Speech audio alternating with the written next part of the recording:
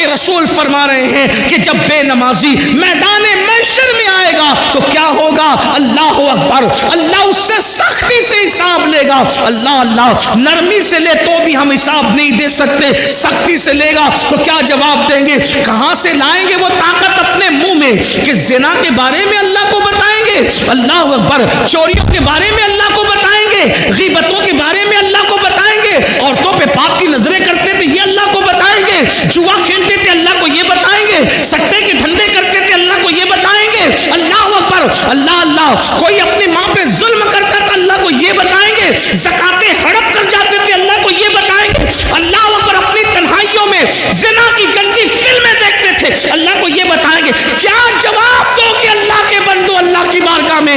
آقا فرماتے نماز چھوڑنے کی سزا یہ ہے کہ اللہ تم سے سختی سے حساب لے گا۔ کاش صرف 10 منٹ کا ٹائم نکال لیا ہوتا، 10 منٹ کا وقت نکال لیا ہوتا، کتنی بڑی بڑی مصیبتوں سے بچ جاتے، کتنی بڑی بڑی تکلیفوں سے بچ جاتے۔ اور اس کے بعد آقا فرماتے تیسری مصیبت میدان محشر میں یہ، اور یہاں 12 کا عدد پورا ہو جاتا ہے، 12 کا عدد مکمل ہوتا ہے۔ آقا ارشاد فرماتے ہیں بے نمازی کو اللہ جہنم میں داخل فرمائے گا۔ اللہ، بے نمازی کا ٹھکانہ جہنم ہوگا، اور جہنم کیا ہے؟ اللہ اکبر، اللہ کے رسول صلی اللہ علیہ وآلہ وسلم ارشاد فرماتے ہیں جہنم کے اندر اتنا شدید اور سخت ترین عذاب ہے نہ کسی آنکھ نے دیکھا نہ کسی کان نے سنا۔ آقا ارشاد فرماتے ہیں جہنم کا جو عذاب میں جانتا ہوں، آقا ارشاد فرماتے ہیں جہنم کا جو عذاب میں جانتا ہوں، اگر وہ تم کو پتا چل جائے تو تم ایسے پگھلنے لگو جیسے پانی کے اندر نمک پگھلنے لگتا ہے۔ آقا فرماتے ہیں اللہ کا عذاب جو میں جانتا ہوں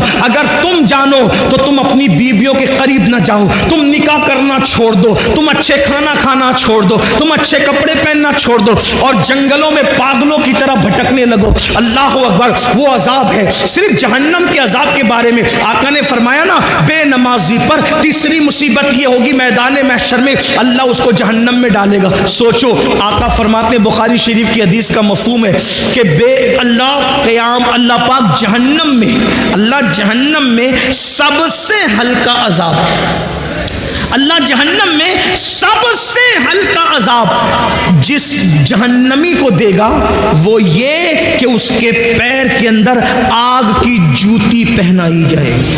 اللہ، جہنم میں سب سے ہلکا کم عذاب، بالکل پہلے درجے کا عذاب ہی کم عذاب، سب سے ہلکا کم ترین عذاب کہ پیروں میں آگ کی جوتیاں پہنائی جائے گی۔ حدیث پاک کا مفہوم ہے جب اس جہنمی کو جس کو سب سے ہلکے عذاب کے طور پر اس کے پیر میں آگ کی جوتی پہنائی جائے گی تو اس کے سر میں اس کا بھیجا ایسے کھولنے لگے گا جیسے چولہے پہ رکھی ہوئی ہانڈی کے اندر پانی کھولتا ہے، اور پانی کھولتا ہے اور اس کا بھیجا کھول کھول کے اس کے پیروں پہ گرے گا۔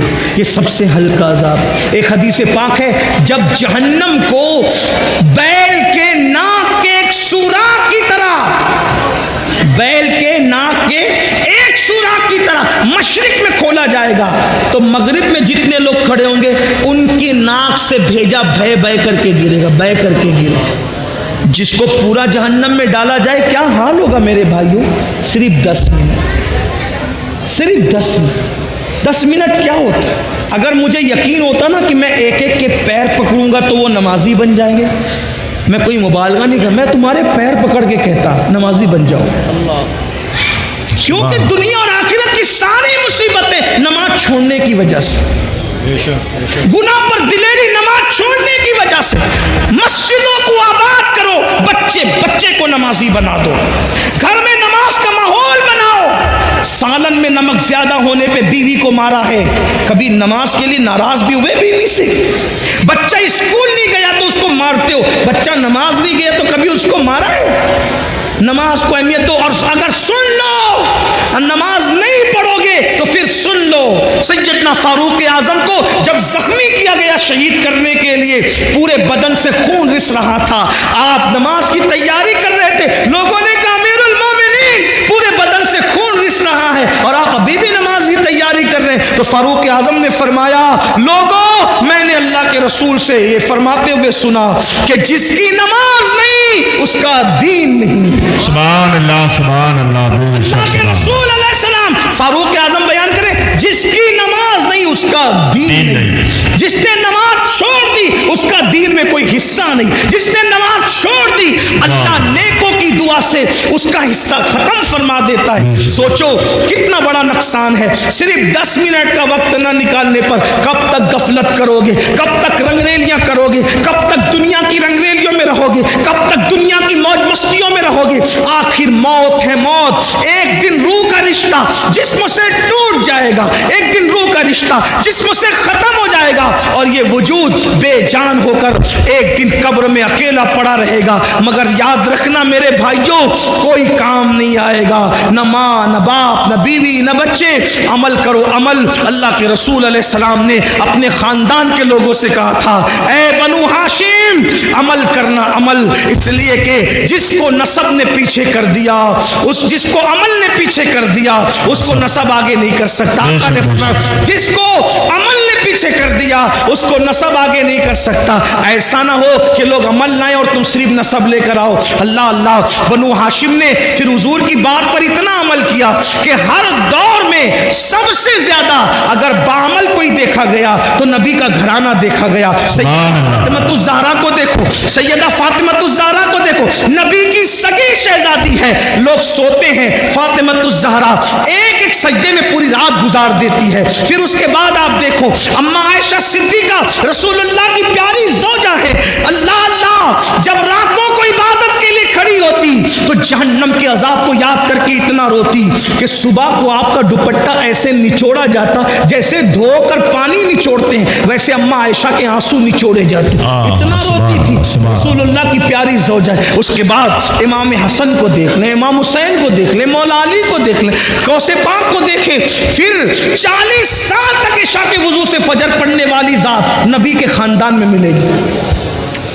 سرکار غوث اعظم 40 سال تک معمول رہا عشاء کے وضو سے اپنے فجر کی نماز پڑھی، پوری رات عبادت کرتی۔ سرکار غریب نواز 97 سال کی عمر پائی، اول کے 27 سال دن کو بھی کبھی سو لیتے تھے، کبھی رات کو بھی سو لیتے تھے، آخری کے 70 سال نہ دن کو سوئے نہ رات کو سوئے۔ بابا کتب کہتے ہیں ہم نے غریب نواز کو کبھی سوتے نہیں دیکھا، ہمیشہ عبادت میں دیکھا۔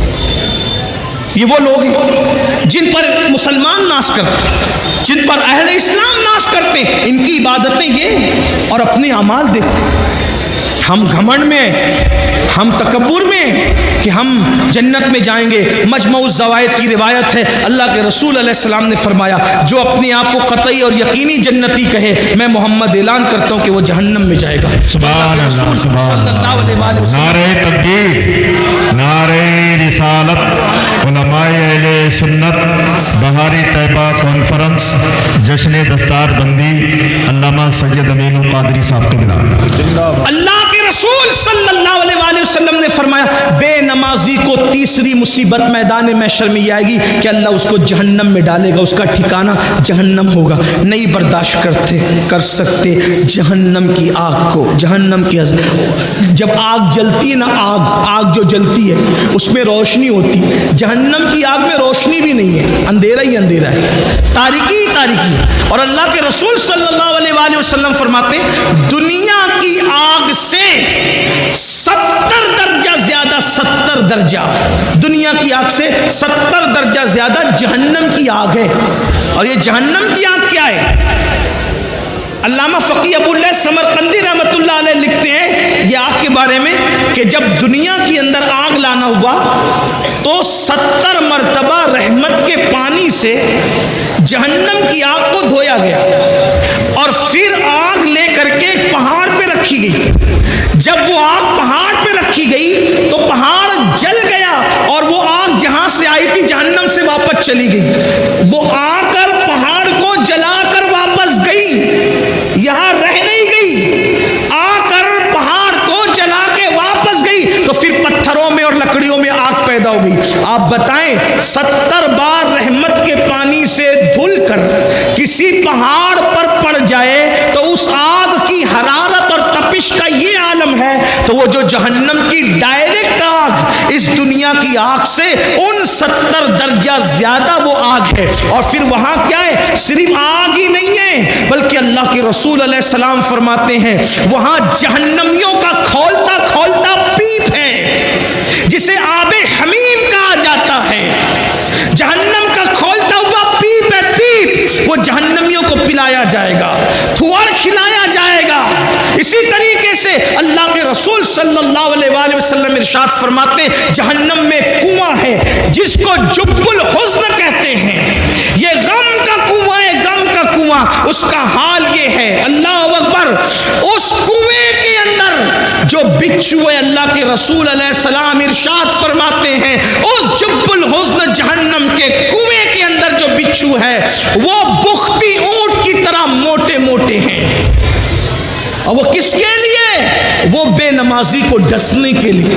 صرف 10 منٹ کا ٹائم. آخری بات سمیٹ، میں اتنی لمبی تقریر نہیں کرتا لیکن قاری یامین صاحب آ کر کے ہر 5 منٹ پہ بڑھاتے جا رہے ہیں تقریر کو. اس کی وجہ میں بتا دوں کہ قبلہ امیر سنی دعوت اسلامی آنے میں کچھ لیٹ ہو گئے لیکن وہ اب امروہہ آ چکے ہیں.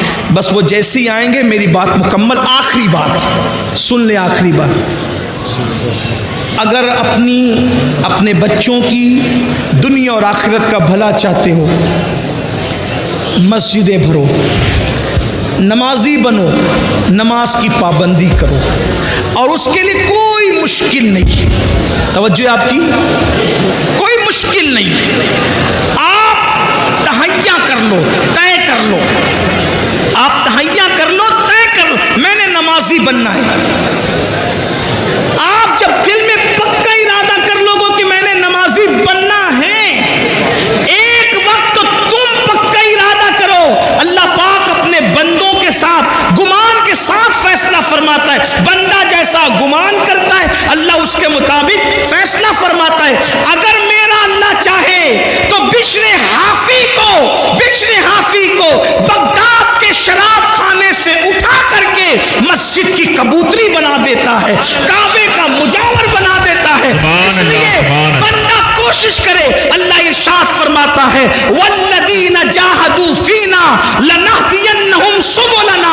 جو ہماری راہ میں کوشش کرتے ہیں ہم ان کے لیے راستے پیدا کر دیتے ہیں. دل میں پکا ارادہ کرو. بچوں کو نماز کی اہمیت سمجھاؤ، بچیوں کو نماز کی اہمیت سمجھاؤ. نماز سے بڑا تعویذ کوئی نہیں، نماز سے بڑا کامیابی کا تمغہ کوئی نہیں. اللہ اکبر. نماز سے بڑھ کر کے اللہ تک پہنچنے کا عمل کے معاملے میں وسیلہ اور ذریعہ کوئی نہیں. اس لیے نماز کی طرف آؤ. 5 وقت مؤذن صدا دیتا ہے، مؤذن کی صدا پر لبیک کہو. اپنے آپ کو بدلو، اپنے آپ کو تبدیل کرو. نماز پڑھنے سے اتنی مصیبتوں سے بچو گے. اور سب سے بڑی بات، انشاءاللہ جب نمازی بن جاؤ گے تو دل کے اندر گناہ کی نفرت پیدا ہوگی، دل کے اندر گناہ کی نفرت پیدا ہوگی. گناہ کے ماحول سے نکلو گے، نیکیوں کے ماحول کی طرف آؤ گے. انشاءاللہ یہاں بھی کامیابی ہوگی، وہاں بھی کامیابی ہوگی. ہر باپ چاہتا ہے میرا بچہ سدھر جائے. اللہ کے رسول علیہ السلام کے ظاہری دور میں ایک جوان کی شکایت لوگوں نے کی، یا رسول اللہ یہ جو جوان ہے نا میرے آقا، گناہ کرتا ہے، برائی کرتا ہے، ناجائز و حرام کام کرتا ہے. اللہ کے رسول نے فرمایا کیا یہ نماز بھی پڑھتا ہے؟ کیا یہ نماز بھی پڑھتا ہے؟ صحابہ نے عرض کی ہاں آقا وہ نماز بھی پڑھتا ہے. سرکار نے ارشاد فرمایا صلی اللہ علیہ وآلہ وسلم اگر یہ نماز پڑھتا ہے تو انشاءاللہ ایک دن اس کی نماز اس کو گناہ سے روک لے گی. چند دن بھی نہ گزرے تھے کہ وہ بندہ نماز کی برکت سے گناہ سے رک گیا. فاروق اعظم کے دور کا واقعہ ہے. ایک نوجوان ایک لڑکی پر فریبتہ ہو گیا، ایک نوجوان ایک لڑکی پر عاشق ہو گیا. اس لڑکی سے آنکھیں چار ہوئی. اس نے اس لڑکی سے کہا اے لڑکی میں تجھ سے محبت کرتا ہوں، تجھ سے پیار کرتا ہوں، کیا تو میرے ساتھ شادی کرے گی؟ اس لڑکی نے کہا کیوں نہیں، بالکل کریں گے. آپ ہم سے محبت کرتے ہیں، ہم آپ کے کے ساتھ شادی کرنے کے لیے تیار ہے، لیکن ایک شرط ہے۔ لڑکے نے کہا کیا شرط ہے؟ لڑکی نے کہا امیر المومنین سیدنا فاروق اعظم کی اقتدا میں 40 دن تک کے تمہیں نماز با جماعت ادا کرنا ہے۔ اگر تم 40 دن تک با جماعت نماز پڑھو گے تو انشاءاللہ ہم شادی کے بارے میں سوچیں گے کیا ہوا، ایک دن 2 دن مرتا کیا نہ کرتا نماز پڑھنے کے لیے، مسجد نبوی جا رہا ہے، فاروق اعظم کے پیچھے نماز پڑھ رہا ہے، 1 ہفتہ 2 ہفتہ 3 ہفتہ گزرے، جب 40 دن قریب گزرنے لگے تو لڑکی نے اپنی کنیز سے کہا کیا حال ہے اس عاشق آوارہ کا جو ہمیں شادی کا آفر دے رہا تھا؟ اس کی کنیز نے کہا وہ تو بڑی نظریں نیچی کر کے چلنے لگا۔ کہا ذرا چیک تو کرو کیا ہوا۔ جب اس لڑکی کی کنیز اس لڑکے کے پاس گئی، کہا آپ نے تو میری مالکہ سے شادی کا آفر کیا تھا اور اس نے 40 دن تک نماز کا لیے کہا تھا، بتائیں کیا خیال ہے؟ تو اس نوجوان نے کہا اب ہم شادی کے بارے میں سوچتے ہی نہیں ہیں، اس لیے کہ جب تک دل میں یار نہیں بسا تھا دل ادھر ادھر آوارگی کرتا تھا، یار کا پیار دل میں بس گیا ہے، اب کسی کی گنجائش ہی باقی نہیں رہ گئی ہے۔ تو یہ نماز کی برکت ہے۔ قرآن کہتا ہے ان الصلاۃ تنہا عن الفحشاء والمنکر، بے شک نماز ہر برائی سے ہر بے حیائی سے روک لیتی ہے۔